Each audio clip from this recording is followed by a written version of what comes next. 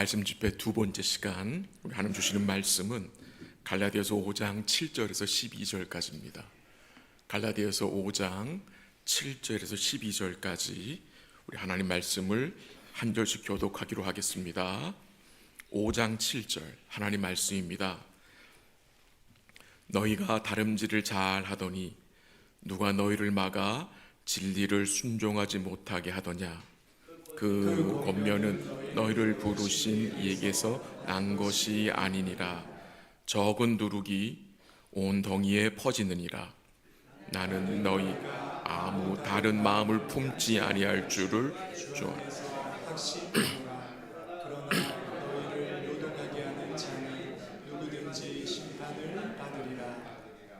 형제들아, 내가 지금까지 할례를 전한다면 어찌하여 지금까지 박해를 받으리요.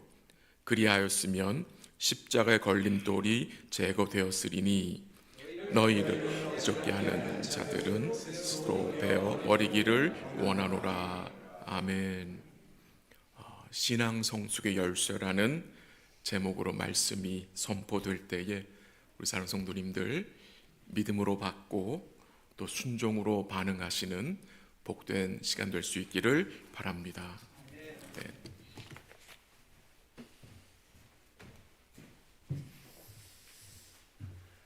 감사합니다. 너무 잘 오셨습니다. 아침 예배. 제가 항상 그 강사님을 모시면 제가 담임 목회를 할 때는 프레셔를 엄청 드리거든요. 첫날은 제 책임입니다. 하지만 두 번째 날은 강사님 책임입니다. 그래서 혹시 또 아침 예배에 한 4분 나오시면 어떠나 굉장히 걱정을 했는데 이렇게 또 함께 기쁜 마음으로 모여주셔서 정말 감사합니다. 여러분, 세상에서 가장 어려울 일 중에 하나가 뭐냐면 부모가 자기 자식 가르치는 겁니다. 동의되시나요? 정말 어렵습니다. 저도 남의 자식을, 저는 자녀들 카운슬링도 굉장히 많이 했는데 다른 자녀들은 못해도 괜찮아, 잘할 수 있어, 좀 더 노력해, 목사님이 기도해 줄게 라는 말이 나오는데 우리 애들한테는 화부터 나요. 참 이상하죠. 화가 나는 거예요. 화가. 어려서 저희 아이들은 이제 다 성인들이 되었는데 어렸을 때 제가 쿠먼 수학 시키던 생각이 나요. 우리 아들. 아니 그거 하면 뭐 맨날 2 더하기 3 뭐 이런 거 아니에요. 어렸을 때 그걸 앉아서 손가락 발가락 깎고 재고 있는데 막 열불이 터지는 거예요. 그렇죠? 그래서 자식 가리키다가 꼭 가정 안에서 엄청난 싸움이 납니다. 왜냐하면 가르치다 보면 화가 나니까 꼭 그 말 하거든요. 넌 도대체 누구를 닮았냐? 자기 닮은 건데 자기도 그때 못했거든요. 그런 생각이 들어요. 아니 도대체 누굴 닮아서? 네 애비? 엄마가 가르칠 땐 네 애미? 네 애비? 애미? 이 서로 블레임하면서 가정에 큰 파탄이 일어납니다. 왜 그럴까요? 왜 남의 자식에게는 이렇게 관대한데 내 자식한테는 왜 이렇게 헐시하게 화가 나게 접근할 수밖에 없을까요? 간단합니다. 내 자식이기 때문에 그래요. 내 자식이기 때문에 자녀의 실패가 내 실패처럼 느껴지는 거예요. 자녀의 부족함이 내 부족함으로 느껴지는 거예요. 그래서 마음이 아프고 미래가 불안해지는 것이에요. 여러분, 자녀가 나이에 맞추어 성장하고 성숙하는 것은 부모의 기쁨입니다. 저는 장애 사역을 오래 했는데요. 장애인 사역을. 나이가 40, 50대였는데 지능이 어린아이의 지능을 갖고 있는 형제자매들을 많이 옆에서 케어하고 저희 아내도 지금까지 20 몇 년 동안 그런 자매를 섬기고 있습니다. 그런데 여러분, 그럼 부모님의 엄청난 고통이 아닐 수 없습니다. 그 아버님 집사님이 얼마 전에 돌아가셨는데 그분들의 꿈이 그거였어요. 엄마랑 아빠랑 그 아이랑 셋이 다 손잡고 케어홈에 같이 들어가는 거. 그러니까 자기 먼저 죽는 거에 그렇게 힘들고 어려우셨던 것을 우리는 보게 됩니다. 왜요? 자녀가 자기 앞가림을 못하고 있기 때문에 그래요. 여러분, 성경을 보시면요, 하나님이 당신을 계시하실 때 아버지란 표현을 사용하세요. 그러니까 하나님은 그냥 전능하신 절대 타자로서의 전능하신 신이 아니에요. 하나님은 당신을 우리와 감정적으로 엮어주세요. 그러면서 아버지라는 거예요. 그러면 여러분들이 하나님에 대해서 더 깊이 알고 싶으면 하나님이 계시를 하는 방법 중에 왜 하나님은 굳이 아버지라고 하셨을까? 그럼 여러분들이 부모의 마음을 가지고 자식을 보라는 거예요. 그러면 그 마음이 누구의 마음이에요? 아버지 하나님의 마음이 되는 거예요. 아버지 하나님의 마음이 돼. 그래서 그렇다면 이제 여러분들이 생각할, 야, 하나님이 내가 잘하지 못하면 얼마나 마음이 슬프실까? 여러분 스바냐 3장 17절 말씀 우리 찬양으로 너의 하나님 여호와가 너와 함께 계시니 그렇지? 그가 너로 인하여 어떤 분이라 그랬죠? 기뻐하시는 분. 그럼 그 말을 살짝만 돌리면 그가 너로 인하여 슬퍼하실 수도 있지 않겠어요? 나로 인하여 기뻐하실 하나님이라면 나로 인하여 슬퍼하실 하나님도 되는 거예요. 그럼 아버지 하나님이 언제 슬퍼하실까요?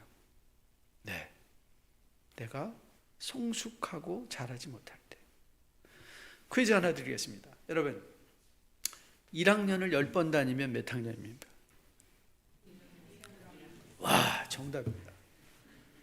1학년을 10번 다니면 1학년인 거예요. 교회를 10년 다니면 신앙의 10학년 될까요? 아닙니다.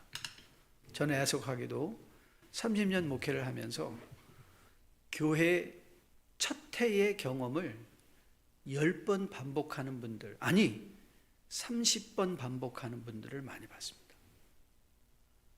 그래서 교회는 10년 다녔는데 신앙은 늘 1학년이에요.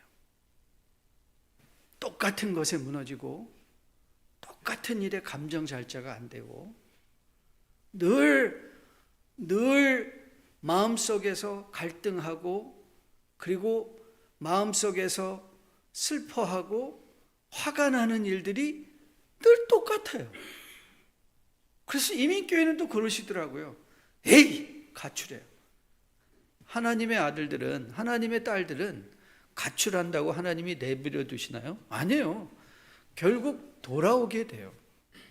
그래가지고 어떤 분이 이분은 한국의 경우니까 재밌는데 그분은 이제 직장으로 여러 군데를 이렇게 다녀야 되는 분들이었어요. 그러면서 그 말씀을 하시더라고요. 목사님, 제가 이번에 세교 등록반을 7번째 했습니다. 그러더라고요. 다른 교회 가서 세교에 등록하죠. 여러분 그러면요, 우리가 그 공동체 안에서 자라가지 못하고 세교회를 간다. 그럼 거기서 또 뭐예요? 몇 학년? 1학년인 거예요. 1학년의 경험을 10번 반복하는 것이 10년의 성숙은 아니란 말이에요. 이제 바울은요, 오늘 본문에서 다뤄주고 있는 게 무엇인가 하면 어떻게 우리가 성숙과 성장을 할 것이냐. 그래서 어제 우리가 보았던 것처럼 우리가 받은 자유에 대해서 하나님께 충분히 감사하고, 이야, 내가 자유를 받았구나. 그리고 이제 우리가 누릴 자유, 우리가 이 자유를 얼만큼 누리는가에 따라서 우리의 성숙이, 우리의 영적 성장이 결정이 된다는 것이에요. 그래서 오늘 저는 여러분과 함께 이 문제를 아침에 잠시 다뤄보고 싶어요. 그리고 시작절은 7절 말씀이에요. 7절 말씀부터 한번 출발해 보도록 할게요. 7절 같이 한번 읽어볼까요? 너희가 다름질을 잘하더니 누가 너희를 막아 진리를 순종하지 못하게 하더냐. 자, 요 발을 성경을 펴시고요. 그리고 한번 다시 들어보세요. 영어로 어떻게 기록이 되어 있는가 하면 NIV라는 성경, New International Version이라는 영어 성경은 이렇게 되어 있어요. You were running a good race. 너 잘 달리고 있었다. Who cut in on you? 이 표현 중요합니다. 막아 했으나 이 막았다라는 말을 who cut in이라고 누가 새치기 했냐. 이게 굉장히 중요한 단어예요. And kept you from obeying the truth. Kept you from obeying the truth. 막아서 순종하지 못하게 했느냐. 자, 오늘 여기서부터 뭐부터 출발을 하려고 하냐면 You were running a good race. 그 시제가 어떤 시제죠? 네, 과거형의 시제. 네가 전에는 잘 달렸는데 지금 what happened? What happened? 그러니까 여러분, 이 신앙의 우리의 성장에 우리를 잡아 끌어들이는 요소들이 있습니다. 그걸 여러분과 함께 나누려고 해요. 그 중에 하나가 뭔지 아세요? 이 왕년의 신앙이에요. 라떼 신앙, 왕년의 신앙. 제가 저 콜로라도는요, 사실 80년대, 70년대, 80년대 이민 오신 분들은요, 공항에 영접하러 오신 분들, 공항에 와서 데려간 분의 직업이 내 직업이 될 경우가 되게 많았어요. 70년대, 80년대. 그래서 공항에 저를 데리러 온 분이 누구였냐면 이민 왔을 때 청소년기인데 청소하시는 분이었어요. 제가 뭐 할게요? 네, 청소했습니다. 저는 대학생활 내내 저는 프로페셔널 제니터입니다. 제니터. I've done everything. 빌딩 청소부터 시작해서 별거 다 했습니다. 그러다 보니까 자연스럽게 굉장히 아저씨들이랑 같이 일을 하게 됐어요. 한 40대, 50대 그때 이민 오셨을 때 그런 분들하고 같이 일을 하게 되었는데 와 그때 저 걱정 되게 많이 했습니다. 왜냐면 잠시 이제 어르신들 담배 한 대 태시면서 휴식 시간을 가질라 치면요, 와 한국에서 내놓으라 하는 사람들은 다 이민 온 거예요. 조국 걱정 엄청 했습니다. 야, 저런 분들이 다 미국에 이민 와 있으니 이 도대체 한국은 어떻게 될 거냐. 이거 큰일 났다. 왕년에 안 해본 것들이 없어요. 와, 나가면 다 90도로 절하고, 야, 내가 나가면 다 90도로 절해. 그랬는데 제가 오랜만에 한국 가보니까 백화점 가니까 다 90도로 절하더라고요. 다 절해요, 다 절해. 걱정했습니다. 그런데 제가 그때도 보면요, 그런 왕년에 얽혀 잡혀 있던 분들이 미국 생활에 정착하는데 제일 어려움을 많이 겪더라고요. 왕년에. 여러분, 신앙생활은요, 어제도 말씀드린 것처럼 순례자와 같다고 말했어요. 필그램, 그렇죠? 순례자는요, 천성을 향하여 나가는 사람이에요. 천성을 향하여 나간다는 건 하루를 더 살았다면 그 하루만큼 목적지에 더 가까워졌다는 거예요. 하루만큼. 사랑하는 행복한 교회 성도 여러분, 벌써 6월의 두 번째 주입니다. How near are you in kingdom of God? 하나님의 나라에 여러분은 얼마나 더 가까이 오셨나요?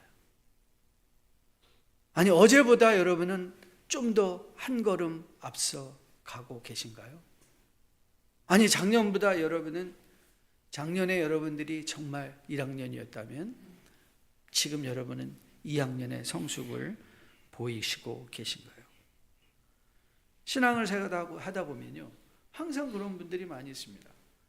이민교회는요, 한국교회랑 이민교회는 정말 다른 특수목회입니다. 이민교회는 여러 부류의 배경이 있는 분들이 같이 모이시잖아요. 그러면 꼭 내가 전에 다니는 교회는 이렇게 안 했는데, 왕년에 나는 이렇게 안 했는데, 심지어 한국은 그렇게 안 됐는데, 제가 목회를 처음 94년도에 개척하고요, 정말 스트레스 엄청 받았습니다. 왜냐하면 저는 한국에서 전혀 교회를 다녀본 적이 없거든요.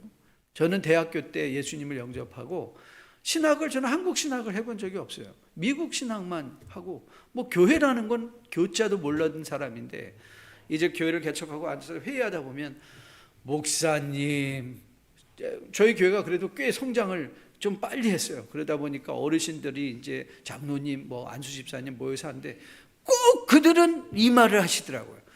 그건 한국식이 아닙니다. 그때 정말 스트레스 받더라고요. 그래서 그럼 도대체 한국식은 뭐냐? 그래서 엄청나게 공부를 많이 했어요. 거기에 밀리지 않으려고. 그런데 어느 날 거기에 밀리다 보니까 제가 견디지를 못하겠더라고요. 그래서 그때 이렇게 얘기를 했어요. 그날도 목사님 그 한국식으로 하는 게 아닙니다. 한국교회 전통은 뭐. 근데 저한테 딱 성령께서 무슨 지혜를 주셨냐면 인정해라. 제가 딱 인정했어요. 그래 모르겠는데요 저는. 한국에서 교회를 다녀본 적이 없는데. 근데 혹시 장로님 미국식이 그렇지 않은 건 아세요? 딱. 자기도 모르더라고요. 미국식은 모르잖아요. 그래서 그때부터 엄청난 자유. 저는 그때 이렇게 과거에 무슨 식, 누구식, 왕년에 맞아요. That was good then. 그때 좋았던 거예요. You were running a good race. How about now? 지금 어떠냐는 거예요. 지금 잘 달리고 있느냐. 지금 갈라디아 교회 문제는 뭐죠? 지금 심각한 문제에 그들이 대면하고 있는데 왜 그런 거예요? 이 갈라디아 교회의 현상은 어떤 현상이었는가 하면 바로 갈라디아 교회 교우들을 방해하는 세력이 있었다는 거예요. 그게 뭐냐면 1장부터 바울이 정말 이거는 갈라디아서는요 침 튀기는 정도가 아니에요. 그 바울의 이 말 속에 감정을 넣어서 읽은다면 너희들이 그렇게 속히 복음을 떠나 다른 복음을 따라가는 게 너무 이상하다. 기억하시죠? 사우정들이야. 다른 복음, 이 다른 복음이 무엇이었는가? 네, 맞습니다. 거짓 교사들의 갈라디아 교회를 강타했는데 그들의 거짓 교사의 핵심 내용은 뭐냐면 복음도 좋지만 거기에 더할 것이 있었다는 거예요. 그래, 너 예수 믿고 세례 받은 거 좋아. 하지만 모두 해야 돼. 할례도 받아야 돼. 율법도 지켜야 돼. 이 율법주의자들이 이 갈라디아 교회 성도들을 엄청나게 헤매게 하고 있었던 거예요. 근데 여러분 그거 아시죠? 손자가 말했던 유명한 말. 지피지기면 백전, 그럴 줄 아세요. 백승 아닙니다. 지피지기면 백전불태입니다. 그러니까 손자는 적을 알고 나를 알면 위험한 상황에 떨어지지 않는다. 그 말을 한 거예요. 여러분 신앙생활에도 동일하게 이 교훈이 적용됩니다. 동일하게 우리가 적을 알고 나를 알고 나의 성장을 저해하는 게 뭐냐? 그걸 여러분이 핀포인트하고 확신할 수 있으면 그거를 내 자신을 그것으로부터 지켜낼 수 있잖아요. 그렇죠? 우리를 방해하는 세력을 안다면 그 세력을 지켜내고 내 자신을 보호할 수 있다. 그래서 오늘 이 의미가 굉장히 중요해요. Who cut in 한다는 건 새치기잖아요. 그러니까 우리의 생각에 새치기 하는 존재들이 있다. 그걸 파악하는 거죠. 그리고 이 ESV라는 성경은 이 cut in 한다는 것을 hinder 한다. 그러니까 방해하는 것. 그러니까 우리가 신앙의 성숙을 방해하는 존재들이 있다. 그거를 우리는 이제 하고요. 그 다음에 또 who persuades you? 누가 너희를 설득했냐? 하나님을 순종하지 않도록 설득했냐라는 이 persuasion이라는 단어도 등장하는 것을 이제 우리가 보게 돼요. 자, 여러분 신앙생활에 이제 현실적인 그림이 여러분에게 좀 그려지기를 원해요. 이게 많이 저는 주일만 되면 상당히 긴장합니다. 왜 긴장을 하냐면 저는 사실은 그걸 좀 느끼게 했어요. 그걸 느끼는 게 무엇인가 하면 여러분 시애틀에서 만일 이 공중 권세 세력을 잡은 이 악의 세력들이 있다면 언제 이들이 제일 활발하게 활동할까요? 언제요? 주일이죠. 주일날이에요. 그러니까 이 모든 우리의 관심을 성경으로부터, 말씀으로부터, 성도의 복된 교제로부터 앗아가려고 우리의 신경 가운데 칼이 나는 게 있었어요. 갈라디아 교회는 율법주의였습니다. 율법주의, 복음에 뭔가 또 더하려는 어리석은 거짓 교사들의 시도죠. 이거는요, 신앙은 이게 왜 중요하냐? 그리스도 중심 신앙에서 나 중심의 신앙이에요. 아니, 율법주의가 뭐가 이렇게, 그건 뭐 경건하게 윤리적으로 사는 거 뭐가 나쁩니까? 그런데 여러분 그거 아세요? 그리스도의 중심은요, 우리가 순종할 때 왜 순종해요? 받은 은혜에 감사해서 순종합니다. 받은 은혜에 감사해서 순종해요.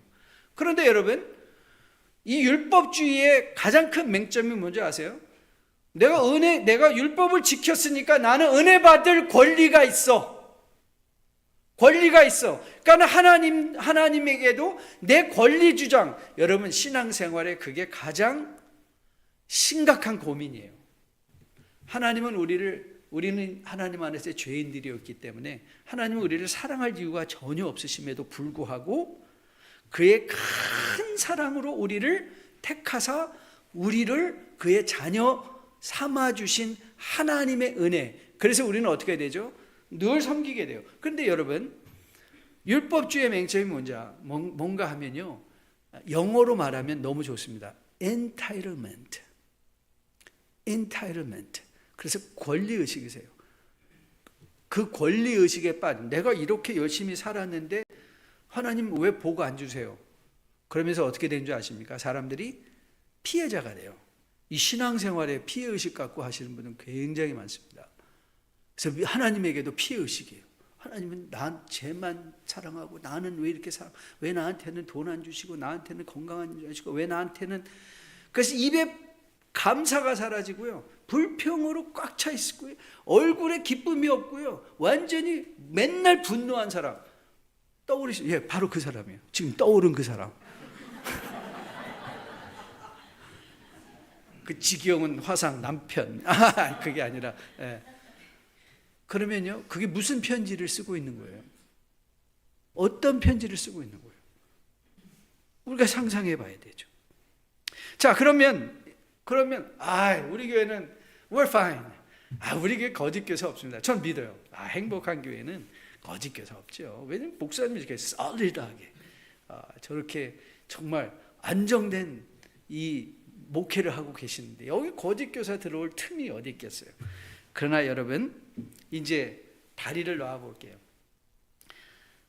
과연 율법주의는 갈라디아 교회의 문제였어요. 맞아요. 그런데 우리는 큰 원리를 생각해야 돼요. 이 바울이 쓴 모든 편지의 문학적 형식은 뭐죠? 편지예요. 서신서. 여러분, 편지는 왜 써요? 편지를 쓰려는 목적이 분명히 있어요. 갈라디아서를 썼던 목적은 분명해요. 왜요? 거기에 거짓 교사, 너희의 신앙을 방해하는, 너의 신앙을 너의 생각 속에 새치기 해서 너의 눈길을 돌리려는, 그게 핵심 주제예요. 그러면 이제 다리를 놓는 거예요. 나의 삶에서 나의 성숙을 방해하는, 나의 생각에 그리스도를 바라보는데 새치기에서 들어오는 건 뭐냐는 거예요. 예를 하나 들어볼까요? 여러분, 현대교회 문제는 어쩌면 율법주의는 아닐 수도 있어요. 그런데 현대교회의 문제는 뭘까요? 돈이죠. 항상 컬이네요. 항상 우리의 생각과 우리의 안목 속에 새치기 하고요, 주님을 방해하는 데 있어서, 섬기는 데, 순종하는 데 있어서 방해하는 요소가 뭐예요? 부끄러운 고백 하나 할게요. 제가 이제 은퇴하고 세상에서 일을 하는데요, 마케팅을 하면서 세일즈를 했는데 어느 날 이 세일즈, 제가 그 바이어하고 전화를 하는데 바이어가 그렇게 제안을 하는 거예요. 오케이, 좋다. 우리가 너희 프로덕트를 살려고 하는데, 그런데 하나 부탁이 있어. 그래도 무슨 부탁? 그랬더니 그 수량을 조금 줄여줄 수 있어요? 그렇게 얘기를 하더라고요. Can you modify the quantity? 그러면 무슨 뭐냐면 관세 적용하는데, 관세가 거기에서 엄청 많은 거예요. 다른 나라로 수출하는 건데 관세를 적으면 그 말을 딱 하더라고요. 차이니스 컴퍼니들은 다 그러더라고요. 그때 정말 부끄럽게도요, 너무 상황이 어려운 가운데서 그 딜 하나가 딱 들어왔는데, 와, 설득당하겠더라고요. 설득하는 거예요. 저를 설득하는 거예요. 야, 그건 누구든지 다 아는 건데 숫자 하나만 바꾸면 되잖아. 솔직하게 살짝 흔들렸던 거 고백합니다. 그리고 나서 저는 여러분들이 너무 위대하게 보였어요. 그때 정말 제가 세상에 가서 일하면서 우리 평신도님들이, 성도님들이 얼마나 위대한가. 그런 퍼수에이션이 난무하는, 그런 설득이 난무하는 세상에서 믿음으로 살아남는다는 게 이게 기적이구나. 그때 저는 깨달았어요. 그러나 그래서 제가 과감하게 아닙니다. 우리는 그렇게 할 수 없습니다. 그러나 퀄리티에 최선을 다해 드리겠다. 그래서 이거는 이제 끝났구나 그랬는데, 다행히, 땡큐. 그리고 오히려 자기가 미안하다고 얘기를 하더라고요. 그런 얘기해서 미안하다.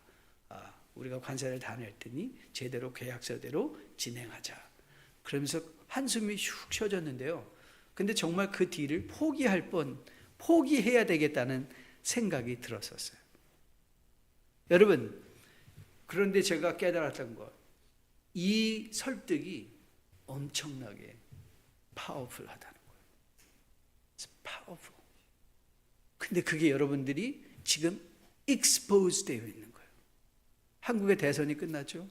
그 권력을 향한 끊임없는 인간들의 욕망, 물질을 향한 그 쾌락과 욕망을 향한, 지금 한국에도 몇 년 전만 해도 마약 청정국이라는 소리를 들었는데, 마약이 너무 그 일시적인 쾌락을 향하여 불나방처럼 달려가고, 그 쾌락에 설득되고, 그 권력에 설득되고, 그 물질에 설득되는 그런 시대에 우리가 살아내고 있다는 거예요.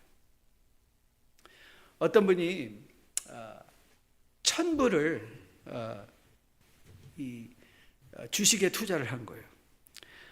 그런데 이 사람이 1,000불, 뭐 사실 저에게는 큰 돈이지만 여러분 중 얼마에게는 있어도 되고 없어도 돈이 아니겠어요? 그런데 1,000불을 투자하고 난 다음에 이분이 주식시장 그 마켓 동향을 무려 3시간 화면을 보고, 맨날 셀폰 꺼내서 내가 올라가는 그걸 보고 있는 거예요. 거기에 집중하는 거예요. 여러분, 우리는 그렇게 말해요. 혹시 성경 볼 능력이 없어요. 피면은 눈이 침침해요. 읽으면 잊어버려요. 그거 다 변명인 거 아시죠? 여러분, 잠언이 굉장히 우리에게 프랙티컬한 책인데요. 잠언을 읽다 보면, 근데 참 그거를 했으면 좋겠어요. 여러분들이 성경을 여러 각도에서 읽어야 되고 그 의미 파악을 해야 되는데, 잠언 2장에 가면 2장 4절에서 이렇게 어떻게 너희가 지혜를 구할 것이냐 라고 하면서 이 말을 해요. 너희가 은을 구하듯이 지혜를 구하면. 그래서 우리는 그냥 그거를 그냥 넘어가죠. 그래서 은을 구하듯이. 그거를 이제 우리의 말로 통역을 해야 돼요. 번역을 해야 돼요. 우리의 말, 우리 시대의 말. 그러니까 너희가 지혜를 구하는 것, 어느 정도 지혜를 구하면 되냐? 내가 직장 생활하는 만큼, 은을 구하는 게 여러분에게 직장 생활이잖아요. 그렇죠? 직장 생활하는 만큼만 신앙생활 하라는 거예요. 그러면 지혜를 얻는다. 여러분 중에 어느 분이 아침에 일어나서 사업장의 문을 열어야 되는데, 우리 콜로라도는 세탁소 하시는 분들 많거든요. 그런데 그분이 아침 보통 새벽 6시에 일어나서 가서 일 준비하고 나가시는데, 저는 여태까지 이런 분들 못 봤어요. 아침에 일어나가지고 피곤해. 오늘 그냥 가게 문 닫고 하루 쉬어. 그런 분 없어요. 아무리 아파도요, 가서 문 여시더라고요. 그런데 전 이런 분은 많이 봤어요. 주일날 아침에 피곤해. 오늘 예배 제껴. 희한하죠. 우리에게는 아파도 일할 능력이 있는데 아파도 예배드릴 열정이 없는 거예요. 근데 왜 그런 줄 아세요? 그거는 우리가 설득당한 거예요. 설득당한 거예요. 설득당한 거. 저는 여러분과 저가 우리 안에 지금 놓여져서 여러분의 생각에 새치기 하고 여러분의 신앙을 막고자 하는 것, 그건 우리 각자에게 다 다를 수 있어요. 어떤 분은 지금 돈의 문제 앞에, 어떤 분은 건강의 문제 앞에, 어떤 분은 관계 가족들의 문제 앞에서 지금 그런 것들이 천성을 향하여 가는 여러분의 십자가 표대를 향한 여러분의 관심을 완전히 새치기해서 아니야, 좀 더 있다 해도 돼. 설득하는 그 설득함이 있을 거예요. 저는 그때 여러분들이 지금 나는 공격받고 있구나 하고 깨닫고 그 적들을 향한 전쟁을 선포하시는 여러분 되시기를 주님의 이름으로 축복드립니다. 전쟁을 선포하셔야 돼요. 전쟁을 선포하고 내가 받은 자유를 온전하게 감사함으로 누릴 수 있기 위하여 여러분이 말씀으로 스스로를 설득하셔야 돼요. 설득하셔야 돼요. 저 오늘 길전 전사님하고 저거 통하는 게 있는가 봐요. 그럼 어떻게 내 마음을 설득할 것이냐, 그 방법론에 있어서요. 로마서 12장 말씀을 오늘 길 목사님이 1절 2절 말씀을 인용해 주셨는데, 로마서는 잘 아시죠? 1장부터 8절까지 이신층이 어떻게 은혜로 구원을 받느냐, 9장부터 11장까지는 그러면 이스라엘과 하나님의 나라의 관계가 뭐냐, 그리고 12장은 뭐예요? 생활장입니다. 믿은 사람이 어떻게 살 것이냐. 그래서 12장 1절 2절은요 믿음의 신앙생활에 사실 어떻게 살아야 될 것을, How then shall we live? Basic principles. 12장 1절 2절은요 우리에게 완전히 기본적인 원리를 제시하는데, 첫째가 우리의 몸을 거룩한 산제물로 하나님께 드리는, 그걸 다른 말로 한마디로 줄이면 예배의 삶을 사는 것. 그 다음에 두 번째, 시대를 온전히 바라보고 마음을 새롭게 하고 분별하여. 그렇죠? 여러분이 어떻게 우리의 주변에 이 우리의 신앙을 커린하고 십자가를 향하여 가는 우리의 걸음을 방해하는 그런 적들을 분별할 수 있을 때야 비로소 여러분은 그 싸움을, 선포한 싸움을 온전하게 싸워낼 수 있는 거예요. 오늘 바울이 그 말을 하는 거예요. 적은 누룩이 온 덩어리에 퍼진다. 그것을 우리가 분별하지 못하면, 지금 누룩이 들어와 있는데 그게 누룩인지 모르잖아요. 그걸 분별해내지 못하면 그거를 우리가 전쟁을 선포하고 그 영적 싸움을 선포하고 그것을 우리 삶에서 제하여 내지 못하면 그 적은 누룩이 우리 몸에 들어와서 어떻게 해요? 싹 다 퍼지고 만다는 거예요. 뭐가 필요하다고요? 분별이 필요한 거예요. 분별. 제가 또 앞으로 제가 하고 싶은 게 이 코칭 사역을 하고 싶어요. 상담과 코칭하고 이제 비슷한 면이 많은데, 그래서 제가 경험을 많이 하기 위해서 제가 대체 교사로 지금 들어가 있습니다. Substitute teacher를 해서 스쿨 티처 라이센스도 받는데요. 힘들었습니다. 그래서 학생들을 가르치는데요. 제가 학교 현장에 들어가서 이 아이들의 교육에 대해서 다시 생각해 보게 됐어요. 우리 부모님들이요, 사실은 교육 현장을 너무 모르는 거예요. 제가 가서 봤더니 저는 그런 젊은 우리 성도님들에게 그런 얘기 많이 했거든요. 여러분, 아이들이 공부를 잘하는 것보다, 공부 열심히 하는 것보다 더 중요한 게 뭔지 아세요? 예수 잘 믿는 거예요. 여기 혹시 자녀 있는 분들이 있으시면 이거 마음에 꼭 새기시길 부탁드립니다. 예수 잘 믿는 게 더 중요합니다. 예수를 잘 믿으면 어떤 일이 생기는가? 아이들 안에 분별력이 생겨요. 분별력이 생겨서 내가 뭘 해야 될지. 여러분, 그래서 많은 부분이요, 부모님들이 뭐 속는 줄 아세요? 엄마 내일 시험인데 오늘 주일인데 나 오늘 공부할게요. 그러면 야 부모님들이 막 얼마나 이야 이거 이제 이렇게 키워놨더니 철들었네. 그래 알았어 간식 챙겨놓을 테니까 너 지금 공부하고 교회는 나중에 가도 되지. 그렇게 말하는 애들은요 참 많이 맞아야 됩니다. 때리지 마세요. 제가 깨달은 바는요 아이들에게 공부보다 더 중요한 거 예수 잘 믿는 거예요. 예수 잘 믿으면 이 아이들이 대학 가서 흔들리지 않습니다. 자기가 하고자 하는 일에 분명한 목표의식이 생깁니다. 하나님을 영화롭게 할 일이 뭔가. 그러면 그 아이들은 걱정할 게 없어요. 그러니까 부모님들은 무슨 잔소리해도 공부 잘해라 공부 잘해. 예수 잘 믿고 하나님 앞에 헌신된 아이들이라면요 당연히 공부 열심히 해요. 당연히 공부 열심히 해요. 그리고 당연히 자기의 인생의 가장 큰 기쁨을 누리며 살 수 있는 하나님을 영화롭게 하는 보람된 직업을 선택할 수 있어요. 돈 잘 버는 직업을 선택한 아이들은요 타락하는 거 저 너무 많이 봤어요. 이민 생활에서. 예수 잘 믿는 친구들은요 보람 있게 살아요. 가치 있게 살아요. 그러면 어떻게 그런 분별력을 가질 것인가? 여러분 분별력에 가장 필요한 건 뭔지 아세요?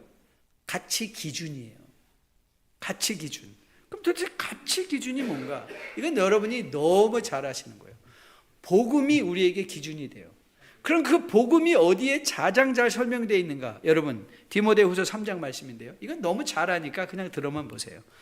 모든 성경은 하나님의 감동으로 된 것으로 교훈과 책망과 바르게 함과 의로 교육하기에 유익하니 이는 하나님의 사람으로 온전하게 하며 선한 일을 행할 능력을 갖추게 하려 함이다.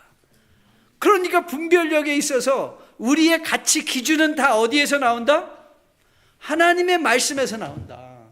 말씀을 읽어야죠. 말씀을 읽는 거예요. 여러분 저는 요즘 이 여행을 할 때 이 노이즈 캔슬링 헤드폰을 쓰고 다녀요. 그 너무 좋습니다. 애플의 그 에어팟 그런 거 있잖아요. 딱 끼면 주변의 소리가 딱 차단돼서 내가 들으려는 음악 잘 들려요. 그런 여러분 노이즈 필터링 헤드폰이 필요해요. 세상을 살아가면서. 그게 뭐라고요? 성경이에요. 그래서 어떤 분이 이렇게 얘기해요. 글쎄 말입니다 목사님, 제가 맨날 기도해요. 이렇게 기도를 한대요. 하나님 성경 읽게 도와주세요. 성경 읽게 도와주세요. 그래서 제가 그분에게 하나님의 그건 뭐 하나님께 묻지 말고 저한테 물으세요. 제가 하나님이 뭐라고 대답할지 알려드릴게요. 그리고 알려드렸어요. 여러분이 하나님 성경 읽게 도와주세요 라고 할 때 하나님이 이렇게 답하실 거예요. 글쎄 나 안 말린다. 안 말려. 읽어. 여러분 성경은요 읽게 해달라고 기도하는 게 아니라 읽으러 들어가는 거예요. 펴는 거예요. 그래서 여러분 눈이 침침하죠. 그러니까 성경을 많은 분들이 이렇게, 저는 1년에 4독 성경 페이스를 항상 합니다. 목회자로서 제가 하나님 앞에 회개하고, 저는 목회를 항상 제 설교의 도구로만 성경을 생각하고 공부는 열심히 했는데 내가 하늘 양식으로는 많이 안 먹은 것 같다. 그런 깨달음이 오고 난 후부터는 하나님의 말씀을 내가 매일매일 공부하는 게 아니라 하나님의 말씀을 먹는다라는 마음으로 1년에 4독 페이스를 유지하려고 노력을 합니다. 4독을 해야 되겠다. 그래서 매일 읽는다. 그러려면요 4독하려면 굉장히 힘듭니다. 뭐 복음서 같은 거는 원시링, 바울 서신 것 같은 원시링으로 계속 앉아서 읽어야 돼요. 쭉 읽어야 돼요. 그러면요 굉장히 눈이 침침해집니다. 그리고 읽고 싶은 막, 그리고 지루합니다. 그리고요 정말 답답한 게, 아니 1년에 성경을 4독씩이나 하는데 맨날 읽을 때마다 이런 말이 있었어? 이런 맨날 새롭고요. 그리고 저는 성경 읽을 때 습관이, 이해되지 못하는 건 거기에 이 물음표를 쳐놓는 거거든요. 물음표. 하나님, 그리고 어떤 거는 하나님 꼭 이러셨어야 돼요. 왜 이러세요? 막 이런 거를 써놓거든요. 성경을 읽을 때 여러분들이 갖고 있는 가장 오해 중에 하나가 뭐냐면 성경을 읽는 순간에 다 이해되어져야 된다고 생각하는 거예요. 그것도 마귀의 설득이에요. 여러분이 하나님을 다 이해할 수 있겠어요? 그 순간 하나님은 하나님이 아닌 거예요. 그런데 여러분 이런 비밀을 하나 알려드릴게요. 성경에 제가 퀘스천 마크를 붙여놓고 그냥 가요. 이건 참 이해가 안 되네. 하나님 요즘 그럼 가요. 계속 내가 읽을 분량 계속 가는 거예요. 그러면 다시 돌아오잖아요. 성경 이제 두 번째 돌아오잖아요. 그래서 또 읽다 보면 그 물음표가 하나님 이런 뜻이었군요. 그게 왜 그런 아하 모먼트가 생긴 줄 아세요? 성령의 일하심 때문에 그래요. 여러분 성령은 성령 배우는 분들이 사도행전 많이 가는데 그거는 오해입니다. 사도행전의 존재론적인 이해는 요한복음을 읽으셔야 돼요. 요한복음 14장부터 16장까지 보시면 성령의 존재론적인 이해, 그 존재론적인 이해 중에 성령이 하시는 일이 뭐냐? 우리를 진리로 인도해 가시는 하나님이라는 거예요. 성령은 우리로, 그래서 하나님의 말씀을 우리로 깨닫게 해주시는 분이 누구냐? 자, 여러분 빌립보서 2장 5절이 상당히 중요한데요. 왜냐하면 그 빌립보서 2장 5절 이하의 말씀, 그가 근본 우리와 동등된 분이시지만 뭐 했다고요? 자기를 비우셨다. 그렇죠? 그래서 인간의 형체를 입으시고 종의 모습으로 오셔 십자가에 죽기까지 순종하셨다. 그래서 우리가 예수 그리스도를 이해할 때 가장 중요한 건 자기 비움이었어요. 그런데 여러분 그거 아세요? 이건 삼위일체 하나님에게 동일하게 적용되는 것인 것을요. 아버지 하나님도 자기 비움을 하십니다. 자기 비움을 어떻게 하시죠? 아들이 십자가에 달려 돌아가실 때 온 세상이 어두워졌다는 건 하나님 아버지가 얼굴을 돌리셨다는 거예요. 그 아버지와의 분리, 죄로 말미암은 그 처참한 결과를 이뤄내게. 그래서 로마서 5장 8절은 우리를 사랑하시는데 아들을 십자가에 죽기까지 하심으로 우리에 대한 사랑을 확증했다, 그 말인 거잖아요. 아버지가 얼굴 돌림, 그 자기 비움이에요. 그거 쉽지 않아요. 내 자식을 향하여 갖고 있는 그 사랑의 아버지의 마음을 생각할 때 그 얼굴을 돌린다는 건 어려운 일이죠. 그러면 여러분이 생각해 보세요. 어떻게 성령은 자기 비움을 하시는가? 성령은요 이렇게 말씀하세요. 나는 예수님의 말씀 안에서만 역사한다는 거예요. 말씀 안에서. 그러니까 여러분들이 성령의 충만함으로 여러분들이 하나님의 뜻을 분별하여 세상에서 여러분의 생각에 커린하는 것들을 막고 복된 신앙생활을 감당하기 위해서 성령께서 우리 안에 일할 수 있는 그 장을 마련하는 게 뭐예요? 하나님의 말씀으로 여러분의 마음을 채우시는 거예요. 그리고 하나님은 그 말씀과 함께 성령께서는 역사하시는 거예요. 제가 이래봬도요 한때 대선 주자였습니다. 우리 국민학교 때 야 너희들 장래 소망 다 대통령 다 손 들고, 저도 대통령 손 들었었어요. 장군 손 들고 뭐 저도 다 그랬어요. 저도 목회를 시작하면서요 제가 가지고 있던 기도 제목이 있었습니다. 제가 목회를 이제 32살에 굉장히 젊은 나이에 교회 개척을 했거든요. 그때 제가 하나님한테 이런 불경한 말, 하나님 you are so lucky. 이제 쟤를 스카우트 하셨으니까 제가 뭐라고 기도했냐면 하나님 세상을 저에게 주세요 그랬어요. 와 만만하지 않더라고요. 세상은 안 보내요. 그래서 제가 알았습니다. 조금 스케일을 일단 줄일게요. 캘리포니아를 저에게 다. 와 캘리포니아 변할 기미가 안 보여요. 그래서 제가 나중에 이제 니고시에이션을 이렇게 했어요. 하나님 알겠습니다. 그냥 제가 살고 있는 산호세나 제가 책임질게요. 산호세나 주세요. 그랬더니 그래서 한동안 그렇게 기도를 했는데요. 저는 정말 이거 간증이에요. 하나님이 저한테 정말 음성으로 들려주신 것 같아요. 하나님이 그날 막 산호세를 제가 이 책임지고 여기서 엄청나게 이 땅을 하나님의 산지로 막 기도하고 있는데 저한테 들린 말이 뭔지 아세요? 야 정 목사 너나 잘해. 너나 잘해. 그때 저의 목회의 목표가 바뀌었어요. 그때 바뀐 목표가 뭐냐면, 하나님 맞습니다. 저는 성실한 목사가 되겠습니다. 뛰고 잘하는 게 아니라, 세상을 책임지는 게 아니라, 오늘도 내가 읽어야 될 분량의 말씀을 읽고 해야 될 분량의 공부를 하고, 그리고 내가 기도해야 될 우리 성도들을 위해서 그 시간을 빼놓지 않고 기도하고, 너무 큰 거 생각하지 않고 오늘 내 앞에 주어진 하루의 24시간을 성실하게 보내는 것. 그리고 제가 돌아봤더니 제 인생에 가장 소중한 분들은요, 뭐 잘하는 분들이 아니에요. 잘하는 분들은요 꼭 나중에 가서 좀 이상해져요. 뭐 잘하면 좋은데, 근데 정말 좋은 분들은 누구냐면 성실한 분들이에요.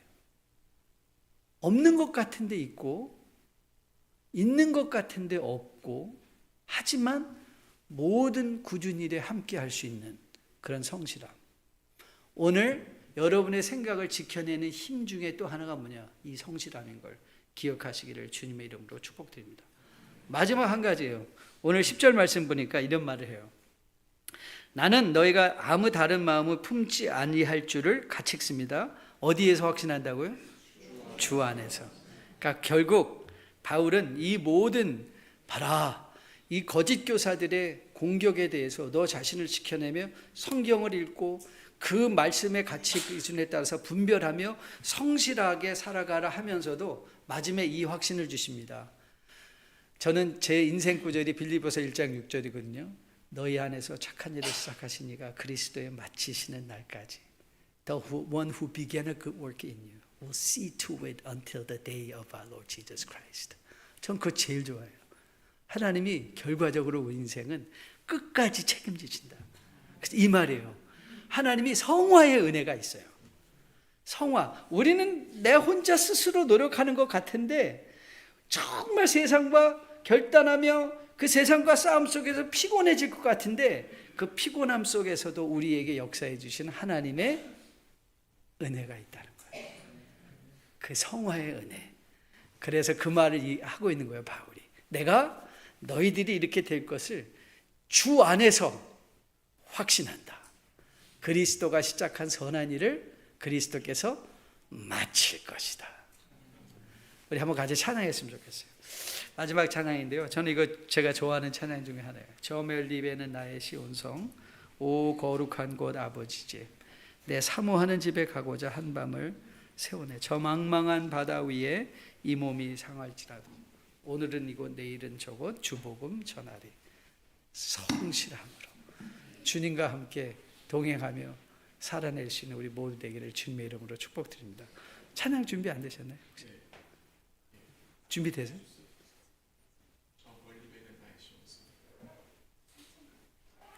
복음성가. 제가 드렸는데.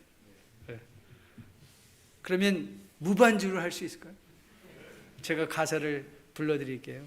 저 멀리 배는 나의 시, 저 거룩한 곳 아버지 집, 저 거룩한 곳 아버지 집, 내 사모하는 집에, 내 사모하는 집에 가고자 한 밤을 세웠네. 한 밤을 세웠네.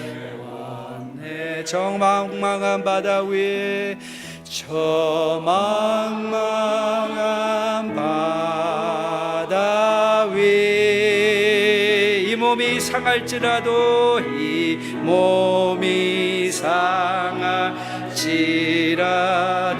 오늘은 이곳 내일은 저곳, 오늘은 이곳 내일은 저 주복음 전하리. 주복음 전하리. 아득한 나의 갈 길 다가고, 아득한 나의 갈 길 다, 저 동산에서 편히 쉴 때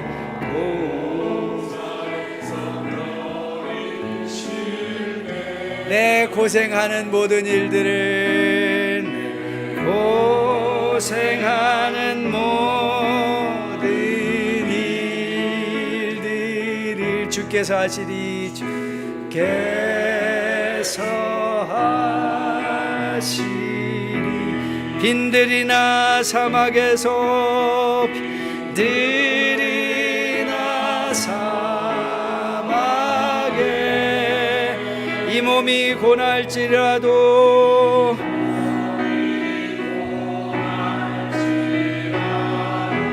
오 내 주 예수 날 사랑하사 오 내 주 예수 날 사랑하사 날 지켜주시리. 우리 2절 한 번만 더 할게요. 아득한 나의 갈 길 다가고 아득한 나의 갈 길 다가고 저 동산에서 편히 쉴 때 내 고생하는 모든 일들을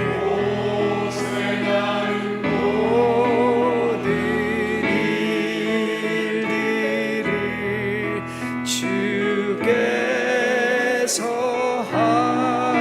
하시리 빈들이나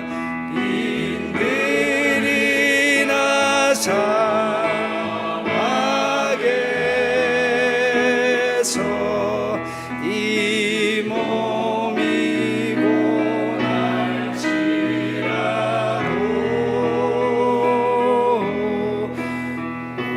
내 주 예수 날 사랑하사 날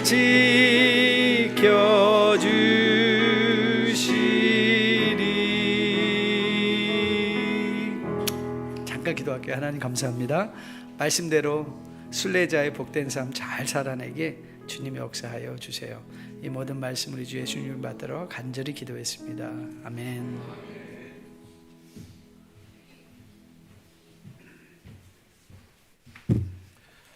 귀한 말씀 감사드리고요. 주신 말씀 기억하면서 각자 기도하시다가 돌아가시고 오늘 저녁 7시 30분에 말씀 집회 함께 해주시기를 바랍니다. 마쳤습니다.